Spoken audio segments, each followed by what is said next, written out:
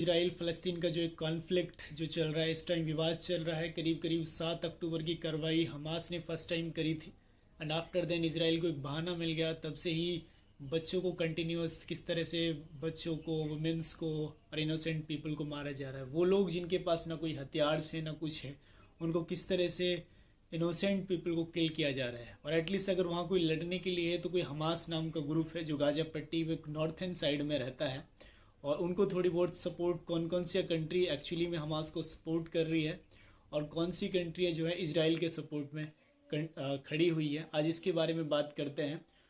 So guys, this is the map that you have seen. Here is a Israel. Israel part अगर आप देखते हैं तो यहाँ पे आपको इसराइल दिखने को मिलेगा। इसके साथ में जो बॉर्डर्स लग रही हैं वो जॉर्डन है, इराक है, सीरिया है, ऊपर टर्की सीरिया के साथ में कनेक्टेड है। और ये एक रेड सी से होते हुए नीचे आप यमन से देख रहे हैं, जो आपने कल परसों एक वीडियो देखी होगी, इसमें यमन ने क्लेम किया था कि उन्होंने ये अटैक किया था। तो वो यमन यहाँ पे है, यहाँ से रेड सी के थ्रू, ये सऊदी अरब से भी हालांकि दूर है, जॉर्डन के थ्रू उन्होंने ये मिसाइल को अटैक किया है। इसके साथ में ये कतर है, ये कुवैत है। ईरान से ज़्यादा खतरा होता है इसराइल को, क्योंकि ये ईरान की बॉर्डर सीरिया इराक के साथ लगता है और इराक के साथ ईरान की बॉर्डर है। तो ये सबसे बड़ा खतरा है इसराइल के लिए। उसके साथ साथ में आप जॉर्डन की ये बॉर्डर देख रहे हो, ये वाले इराक की बॉर्डर इसके साथ में कनेक्टेड है जॉर्डन के साथ में, और जॉर्डन की बॉर्डर सीरिया के साथ में, और सीरिया और Jordan both are connected to the Israel.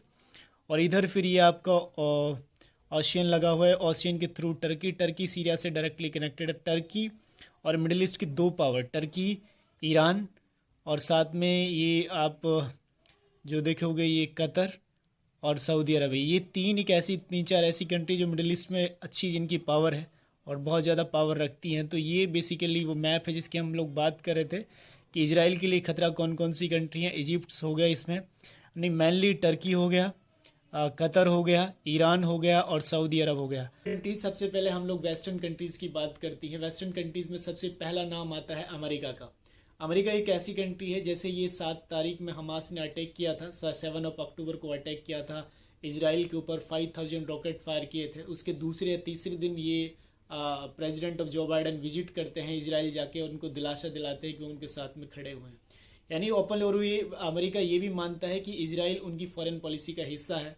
तो ये इसराइल के साथ अमेरिका पहले भी था, चाहे वो डेमोक्रेटिक की सरकार है, चाहे वो रिपब्लिक की सरकार है, और अब भी है और आगे भी रहेगा। तो ये तो क्लियर यानी दिखता है।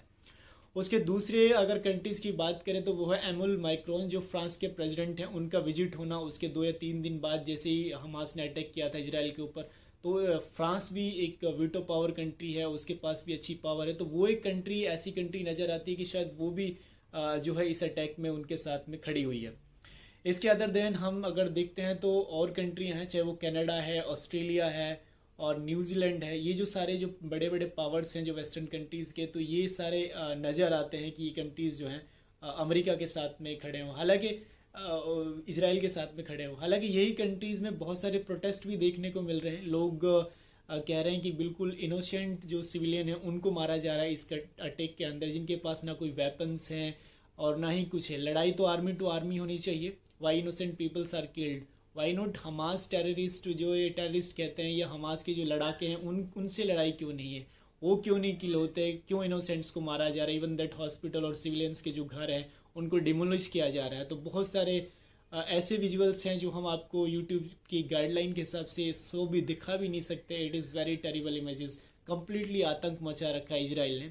Now let's move on the other things की अदर वो कंट्रीज़ कौन सी हैं जो सपोर्ट करती दिख रही हैं गाजा, हमास और फ़लस्तीन को। तो उनमें सबसे बड़ा नाम है इसराइल का, ईरान का।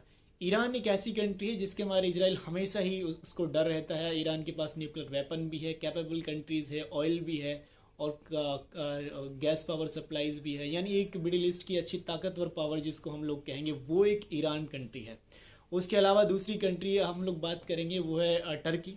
टर्की के दो जो एर्दोगन हैं, उन्होंने कहा है कि उनको ये रोकना पड़ेगा, नहीं तो उन्होंने कोई एक्शन भी लेना पड़ेगा। और ये ईरान जो है उन्होंने वार्न किया था अमेरिका को इसी में कि अमेरिका इस मैटर से दूर रहे और वो इस जो नरसंहार जो बच्चों का जो या जो भी सिविलियंस वहाँ मारे जा रहे हैं उनके साथ जो इसराइल कर रहा है वो ठीक नहीं कर रहा है। और अगर ये कार्रवाई आगे रहेगी तो वो कोई भी एक्शन और कभी भी लेने को तैयार है। ये ईरान की तरफ से आया था। ईरान और अमेरिका एक दूसरे को आमने सामने है इस लड़ाई में, ये बात वेरी क्लियर है। दूसरी है Turkey. Turkey is a second power ना, अच्छी पावर है, मिडिल ईस्ट की ताकतवर कंट्री है। वो भी क्लियरली सपोर्ट कर रहा है। वो कहता है कि हमास के लड़ाके जो वो अपनी आज़ादी के लिए लड़ना चाहते हैं, फ़लस्तीन को फ्री करवाना चाहते हैं, उनकी टेरिटरी है मिडिल ईस्ट और उसका हिस्सा है। Undoubtedly we can say that is the territory belongs to the Muslims और मिडिल ईस्ट की टेरिटरी है। और ये एज ए ट्रैवलर्स यहाँ पर आए थे, धीरे धीरे कॉलोनियाँ सेटल करी थी 1948 में। से पहले इन्होंने कंट्रियाँ सेटल करी, बाद में फिर अपनी कंट्री बना ली। तो इस चीज़ से कोई डिनाई नहीं कर सकता। आज किसी के घर में उसे कहते कि तुम ही निकलो। So that is very clear. Now we are, इसके अलावा जो कंट्रीज़ हैं जो फ़लस्तीन या गाजा या हमास को जो सपोर्ट करती दिखती है वो है सऊदी अरब। सऊदी अरब के जो विदेश मंत्रालय हैं उनकी तरफ से अभी एक बयान आया था। सऊदी अरब एक ऐसी कंट्री है जो मिडिल ईस्ट के अंदर अच्छी खासी पावर रखती है। इसने कहा था कि सऊदी अरब फ़लस्तीन के लोगों के वैध अधिकार हासिल करने और सामाजिक जीवन जीने की कोशिश और उस उम्मीदों को पूरा करने के लिए कोशिश करेगी और उनको ये उम्मीदें और उनको जो उनके हक हैं वो दिलाने पड़ेंगे इजराइल को। एक है इसके साथ जॉर्डन लगती है। जॉर्डन ने अपने जो सारे राजनीतिक जो उनके संबंध थे इजराइल के साथ को वो अपने राजनयिक को वापस बुला लिया है और इजराइल ने अपनों को बुला लिया है। तो इन कंट्री के बीच में भी काफ़ी तनाव है। इन्होंने एक बयान जारी किया है कि मुस्लिम देशों को इजराइल के साथ आर्थिक सहयोग करने की ज़रूरत नहीं है। ये आयतुल्ला अली खैमनी ने ये बात कही थी।